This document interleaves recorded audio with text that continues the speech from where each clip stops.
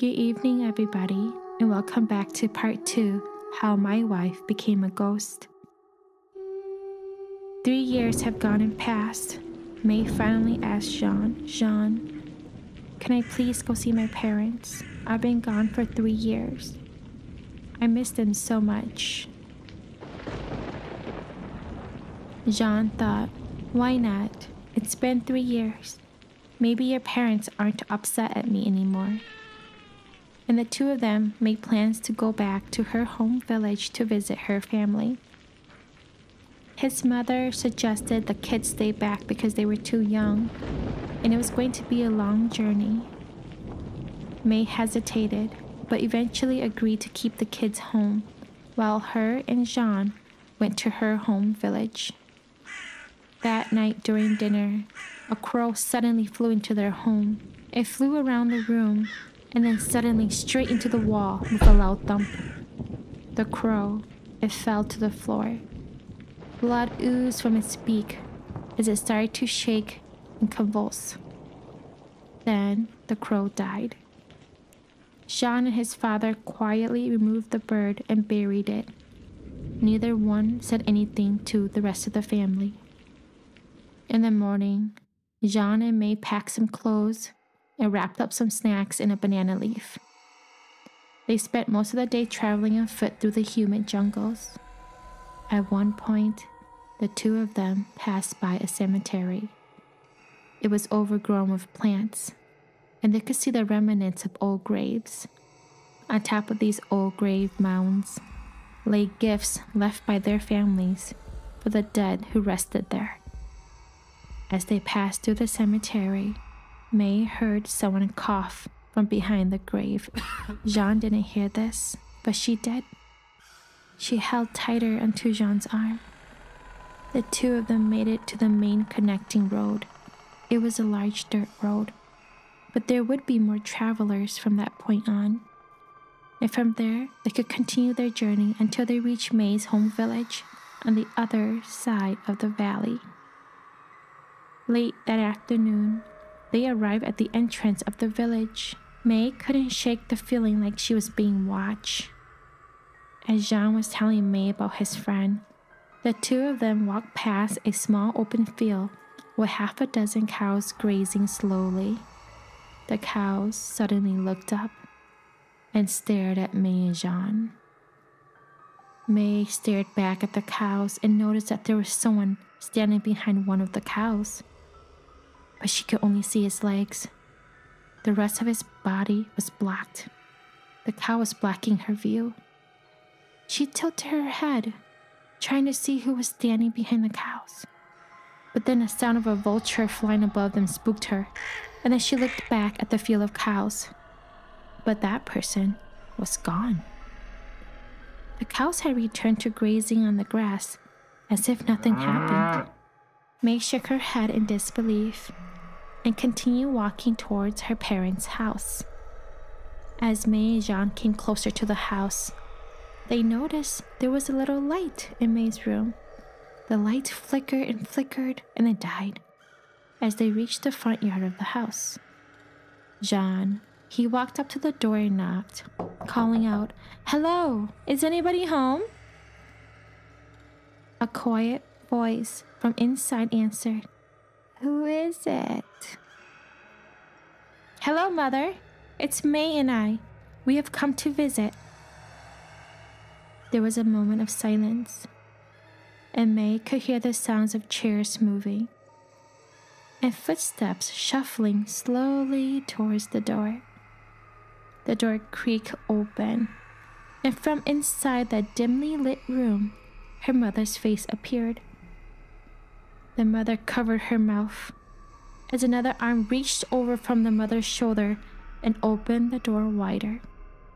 And there was her father standing there. When her parents saw her, the color faded from their face. Her mother's face was horrified to see her. May looked at the floor and was unable to make eye contact with her mother. And Jean noticed this, and he started walking towards the mother-in-law when the father-in-law stepped up to him and blocked him from coming into the house. May's father grabbed him by the shoulder and started shaking him wildly. He shouted, "Why have you come back? I told you to stay away." Jean broke free from his father-in-law's hands, and in a flurry of anger, he stormed away from the house, dragging May with him. Jean was determined to never come back here again. He was so angry. They made it to the edge of the village when May's mother came running after them. May pulled on Jean's arm and told him, "Please, Jean, please just wait. My mom's coming. I know you're angry, but please just wait." He turned around and shouted at her face about how disrespectful her parents had just been to him. As Jean continued his rampage, May's mother finally caught up to them.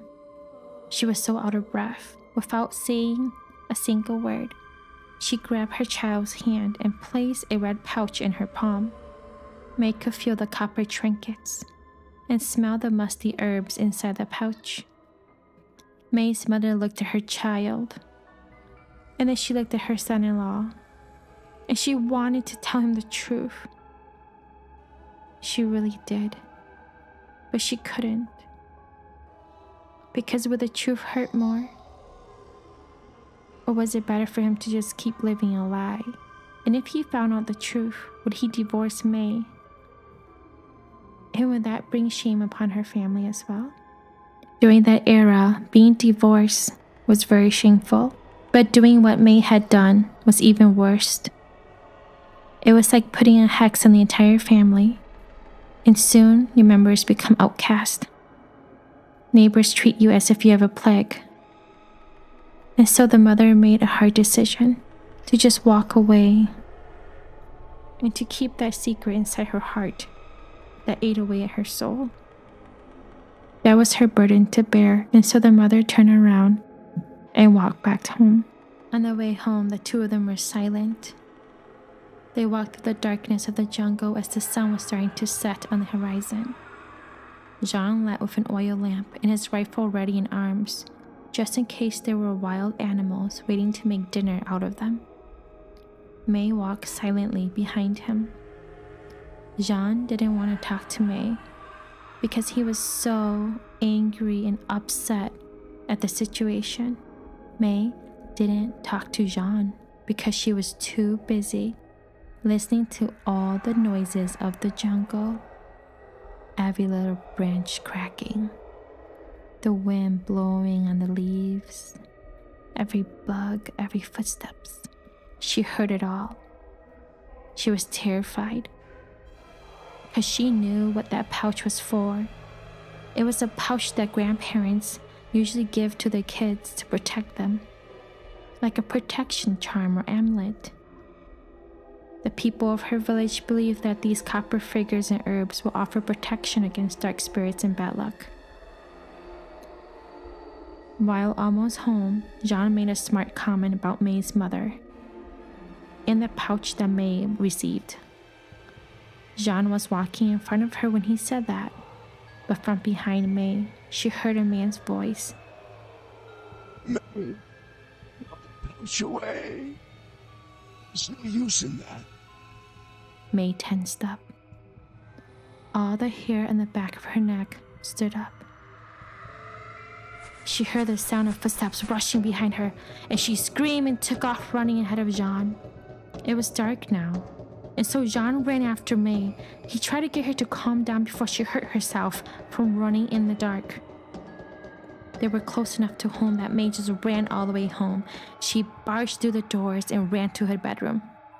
Her mother-in-law and the younger kids came running out of the room to see what happened.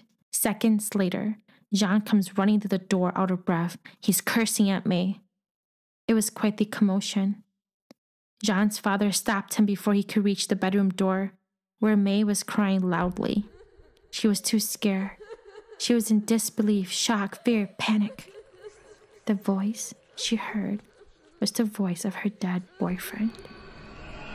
John's parents asked what happened and why they returned home so soon. After John calmed down, he told his parents what happened. And of course his parents were outraged about how his son was treated, wouldn't you? That night, May started to feel sick again. She had a fever and then became very ill.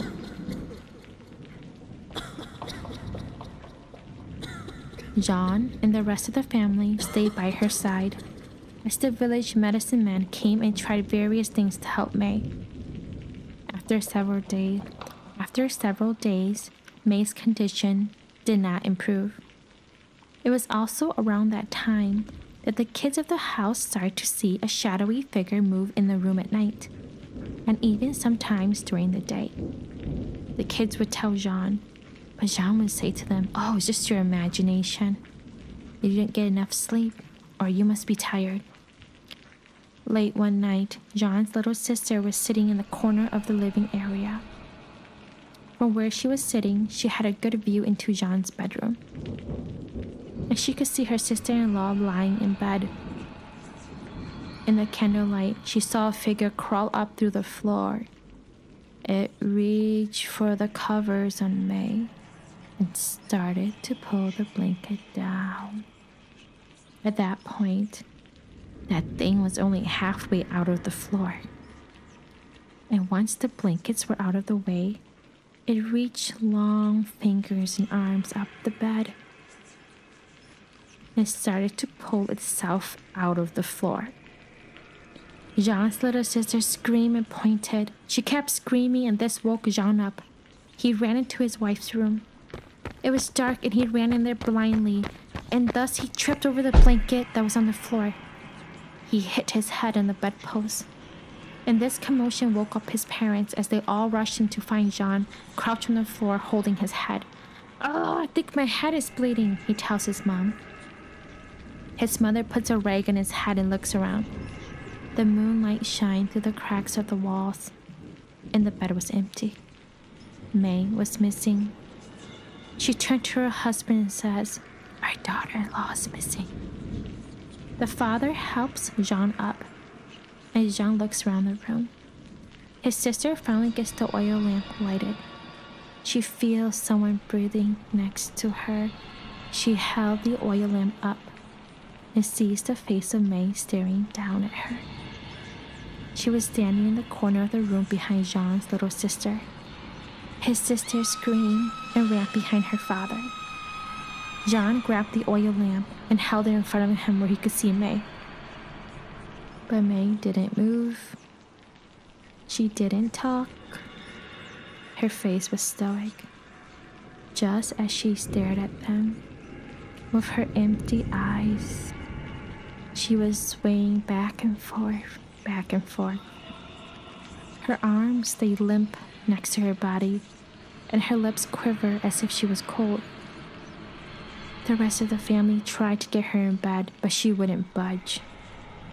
After several hours, May finally collapsed, and Jean carried her back to bed. After that night, May started having those same nightmares she did before, and the encounters with the shadowy figure became more frequent, and it started affecting the rest of the family. One morning, his mother witnessed a long, dark arm reaching down from the top of the chicken coop. The arm reached for the eggs and took them. Several nights later, the father was smoking his pipe by the fireplace when he noticed someone threw a handful of ashes into the fireplace, and it came from behind him. He turned around to look, but he didn't see anyone. Now Jean's family started to suspect something. They had a family meeting and sent a messenger to retrieve May's parents. Her parents were hesitant at first, but upon hearing that their child may not make it, and from the pressure of the elders in both villages, they decided to come. May's mother asked May if it was the same thing as before, and May said yes. So now the mother had no choice but to let her son-in-law know the whole truth. May's mom started the confession, and she said, "My son-in-law, I know you are very angry with us, and I'm so sorry for how we treated you." May's mother turns to look at her dad. He nods his head in approval for her to continue. May's mother turns to Jean and says, "This isn't the first time. You see, May made a terrible mistake." And so the mother continued to tell Jean and his family all about the blood oath that May had made. He explained why they acted the way they did toward Jean. He included every detail starting from when they first found out to the rotten stench that filled their homes for weeks, and every detail in between. He explained that they didn't talk about it because they were afraid that the spirit of the dead will find their daughter. Both families tried all they could to help May, but unfortunately, May died several days later in the arms of her husband. During the funeral, May's body was carefully placed in the casket. The strange thing about this funeral was that her body never really went into rigor mortis. This is a state in which the dead body goes through stages of becoming stiff and contracted before relaxing again. Her skin didn't change color. She didn't become bloated like the other bodies in the warm, hot summer heat. The weather was very hot and humid, but not even a single fly landed on her, and she lay there looking as if she was just asleep. She looked as if she could wake up any second and grab you. She had this very eerie expression on her face. The corners of her mouth made a smirk as her eyelid stayed just slightly open, as if she was peeking at all the visitors who came to view her. Halfway through the evening, her eyelids, they kept opening on their own. Her tongue would gently protrude from her lips at times, as if she was purposely doing it. Her eyes, they opened and it rolled to the side, as if looking at all the visitors in the room. But she was dead. There was no heartbeat, and her body was cold to the touch. The family tried to fix her position in the casket so that her head would stay nice and straight. They closed her eyelids and helped put her tongue back in her mouth. But within a few hours, her eyelids would slowly open again. Her eyes rolled to the side as if looking into the crowd of visitors, and her tongue slowly started creeping out of her mouth. May's mother heard the numerous comments about her daughter, and she went up to the coffin. She scolded her child for pretending to be dead. "May, if you are alive, then you need to stop pretending you're dead. And if you're alive, it's time to stop this act and nonsense. If you're truly dead, May, please, go into the afterlife. Go into the light and stop scaring all the guests. Don't you know how shameful this is for your father? You're embarrassing the whole family." And just like that, the smirk disappeared from May's face. Her eyes stayed closed, and her skin started to turn a purplish hue. Her face looked sad, but now she really looked like she died. She stopped turning her head. Her eyes remained shut for the rest of the funeral, and her tongue no longer came out of her mouth.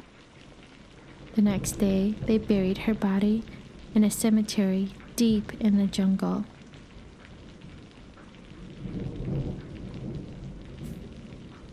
May never left the house.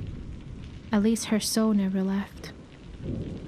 May and Jean had a child who was still breastfeeding.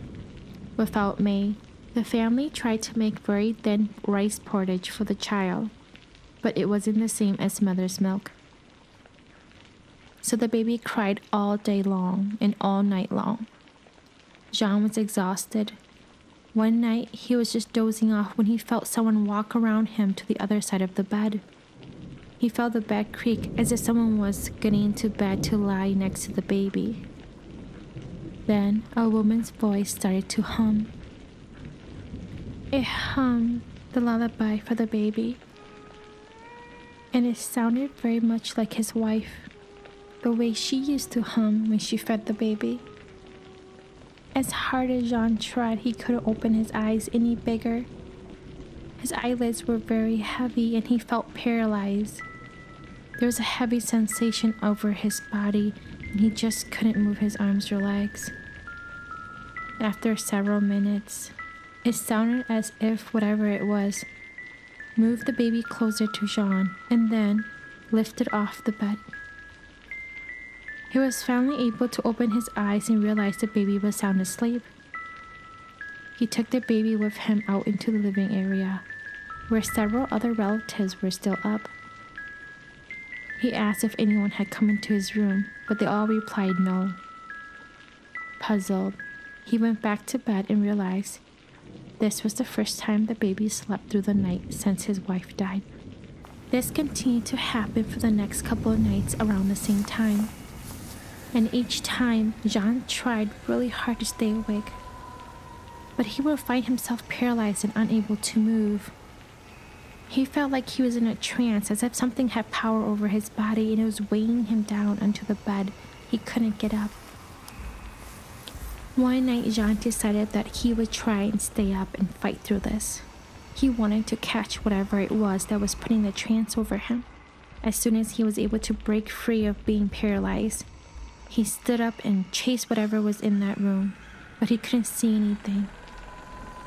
And his father was still up smoking the pipe with the neighbor when they asked Jean what he was doing. And Jean finally told them, "Dad, something keeps coming to my room and feeding my baby, and it keeps paralyzing me and I can't move." "Did that really happen?" asked his dad. "Yes, Dad. It's been like that for the last couple nights." Upon hearing this, the neighbor got up and started yelling around the room. "You crazy bitch, if your dad stayed dead, stop coming to haunt everyone." Then there was a moment of silence, and a woman was heard laughing from the dark corner of the room. The neighbor turned around and this large bamboo pipe came flying into his face. It hit his face so hard the pipe splintered and the neighbors fell onto his knee. He was holding his face in his hand. All the pain and agony as his world spun in circles filled him. Jean and his dad, all they saw was this random pipe flying from the darkness towards the neighbor's face. They had no idea where it came from. And suddenly someone threw a pile of dirt and ashes at the fireplace, completely putting the fire out. The three men were left in complete darkness. Jean searched for the lamp, desperately trying to get it to light. And the three men could hear the sounds of something shuffling on the roof above them. Finally, Jean gets the lamp to light up. And when he did, standing behind the neighbor was his wife. The neighbor looked at them confused. "What? What is it this time?" Jean tried to explain, but something took his voice away. His dead wife, May, still wearing the outfit she was buried in, the same smirk on her face from the funeral, standing behind the neighbor. The neighbor turned around just as May vanished. That night they stayed awake all night, making sure the fire in the fireplace stayed lit. In the morning, the neighbor and Jean's father finally fell asleep. Jean took this time to go use the bathroom in the outhouse. When he returned, from the doorway he could see there was a woman standing by the fireplace. Her back was facing him. Jean knew who it was. The woman was crying. You can hear her cries echo in the room. He got closer to her, and he reached his hand out to touch her. And he said, "May." But before he actually touched her, she quickly turned and walked into their bedroom. He went after her, but when he got to the room, the bedroom was empty.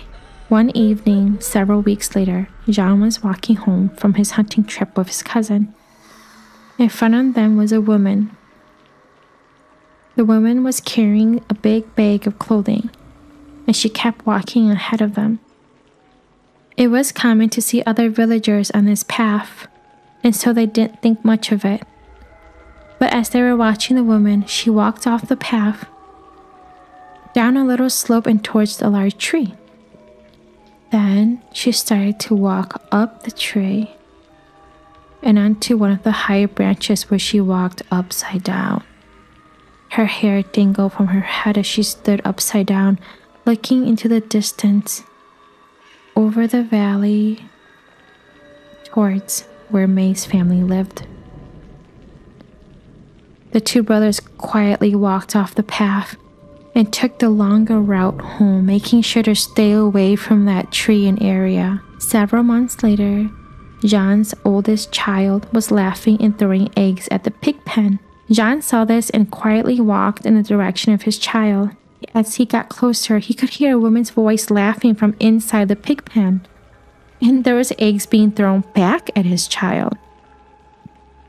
He decided to walk around towards the back and try and catch whoever was hiding in the pig pen with the piglets. When he got closer, there was a woman sitting with mud all over her, and the little piglets ran around her.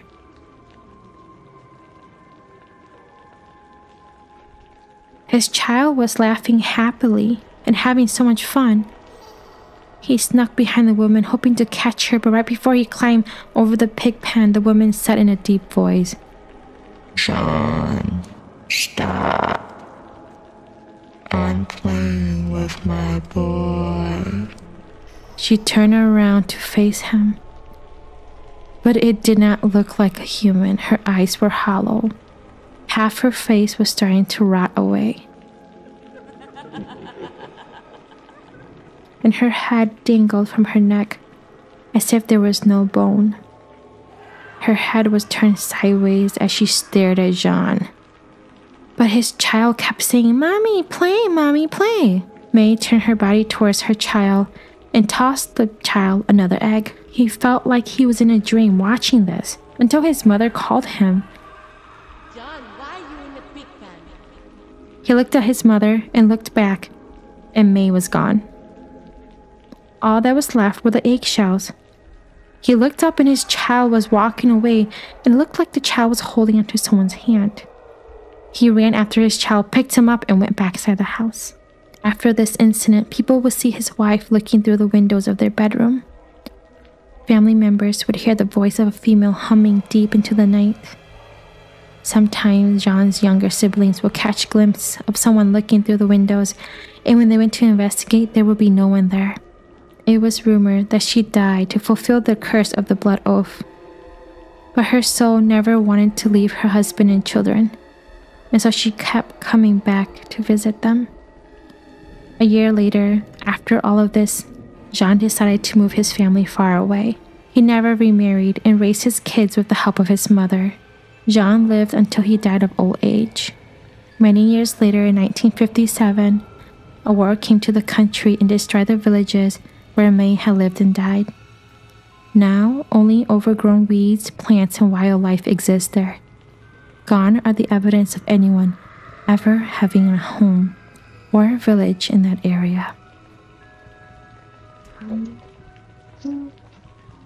Subscribe now.